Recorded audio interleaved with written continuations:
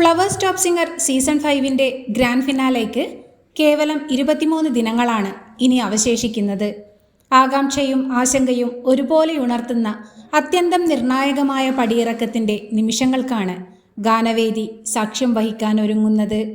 കുട്ടിപ്പാട്ട് മത്സരം ഗ്രാൻഡ് ഫിനാലയോടടുക്കുമ്പോൾ അനിവാര്യമായ അവസാനഘട്ട എലിമിനേഷനിലേക്ക് കടക്കുകയാണ് പാട്ടുവേദി. 20 മത്സരാർത്ഥികളാണ് നിലവിൽ മത്സരിച്ചു കൊണ്ടിരിക്കുന്നത്.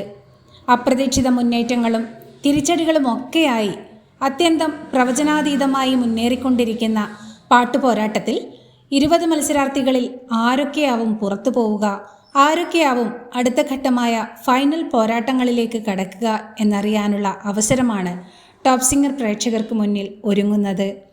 ഒന്നിനോടൊന്ന് മികവുറ്റ 20 കുട്ടിപ്പാട്ടുകാരിൽ ആരൊക്കെ പാട്ടുവേദിയിൽ നിന്നും പടിയിറങ്ങും, ആരൊക്കെ അടുത്ത ഘട്ടത്തിൽ കടക്കും എന്നറിയാൻ വിധിനിർണയത്തിനായി നമുക്ക് ആകാംക്ഷാപൂർവം കാത്തിരിക്കാം.